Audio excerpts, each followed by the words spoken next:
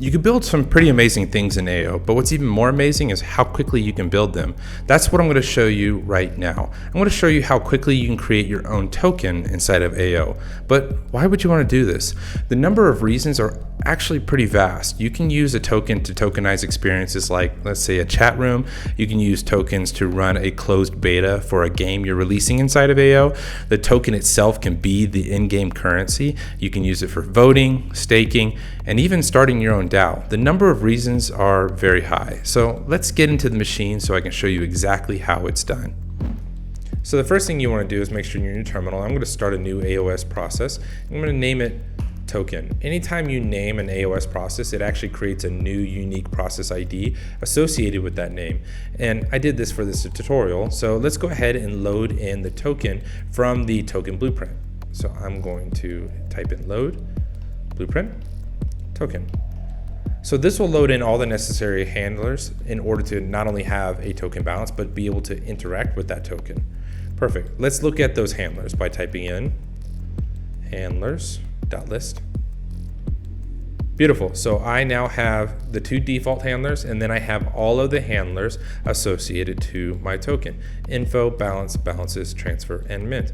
So how do I interact with this token? First, you can learn more by going to the AO cookbook and look at the build a token guide, and that will show you all the details of not only being able to create a unique token, but be able to interact with that token. So let's go ahead and run through some of these functions. I want to be able to get the info from this token. Let's go and send a message.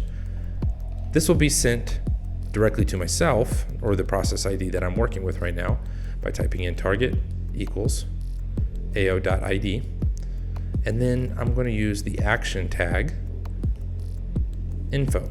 So this will send me all the details associated with this token. Perfect. So I've received the message. Let's go ahead and find this message by typing in inbox. So I have 4 messages in there. I can type in inbox 4. It's my latest message. And this breaks down all the details for me about this specific token. So I can see that I have a denomination. The ticker is PNTS.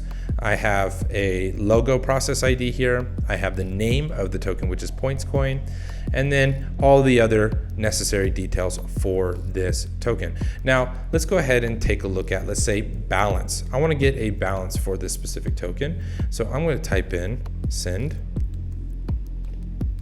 target. My target is this process ID, AO.ID. And then I'm going to use the same thing, action equals balance. And this will send me a specific balance. Now this is pretty cool. I can see my balance for this token. I can send this token over to other users, and I can use it for token gating a chat room. I can use it for creating a closed beta for an AO game that I've developed. I can even use this for even launching my own DAO. So that's it for this quick tutorial. If you want to learn more about building and using tokens inside of AO, then head over to the Build a Token guide inside of the AO cookbook. Until next time, I'll see you in the machine.